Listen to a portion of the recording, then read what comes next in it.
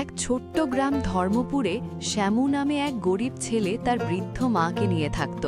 তার কোনো জমি ছিল না, তাই সে জঙ্গল থেকে কাঠ কেটে বিক্রি করে সংসার চালাত। শ্যামু, তাড়াতাড়ি বের হয়ে যা, সূর্য উঠে গেছে, দেরি করলে কাঠ কেটে ফিরতে পারবি না। হ্যাঁ মা, আমি এখনই যাচ্ছি। আজ চেষ্টা করব বেশি কাঠ আনতে, যাতে দুদিনের খরচ চলে। শ্যামু কুড়ুল নিয়ে জঙ্গলের দিকে রওনা দিল। পথে তার দেখা হলো শেঠ গোপাল দাসের সাথে। কোথায় যাচ্ছিস শ্যামু এত সকালে?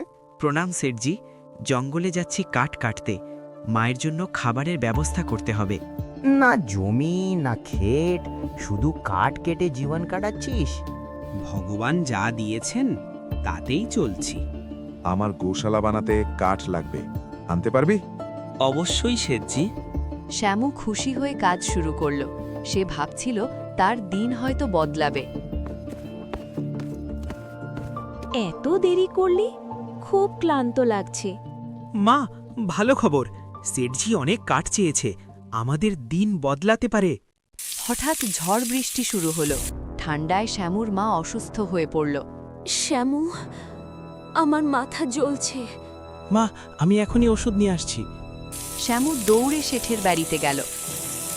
শেঠজি, আমার মা অসুস্থ, কিছু টাকা ধার দিন। দেব, কিন্তু সুদ দিতে হবে। আমি গরিব, কিভাবে শোধ করব? সুদ না দিলে টাকা পাবি না। ঠিক আছে, আমি রাজি। শ্যামু মাকে ওষুধ খাওয়ালো। মা ধীরে ধীরে সুস্থ হতে লাগল। সুদ গরিবকে আরো গরিব করে। একটা নতুন পথ ভাবতে হবে। সমস্যা বানিয়ে বিথিত। দারুণ আইডিয়া মা। তারা সমোসা বানালো এবং শ্যামু বাজারে গেল। গরম গরম সমোসা, সুস্বাদু সমোসা। কিন্তু কেউ কিনল না, সবাই খারাপ বলল। আমি কি সত্যি পারবো? যা বাবা, খুব ক্ষুধা পেয়েছে, কিছু খেতে দে। নিন বাবা, আমার সমোসা খান, খুবই সুস্বাদু। এই ভেষজ নাও, এটা দিলে স্বাদ বেড়ে যাবে, কিন্তু ভালো কাজে ব্যবহার করো। বৃদ্ধ হঠাৎ অদৃশ্য হয়ে গেল। পরদিন সেই ভেষজ দিয়ে সমোসা বানিয়ে শ্যামু বাজারে গেল। গন্ধে মানুষ ভিড় জমালো। ওয়াও, দারুণ স্বাদ, আরো দাও। সব সমোসা বিক্রি হয়ে গেল। শ্যামুর জীবন বদলাতে শুরু করল। সে দোকান খুলল এবং ভালো উপার্জন করতে লাগল।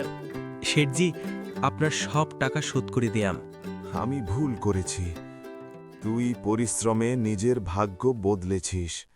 কিন্তু হেমু ঈর্ষায় ভেষজ চুরি করল। তার সমস্যা খারাপ হয়ে গেল, তার দোকান পুড়ে গেল। আমাকে মাফ করে দাও।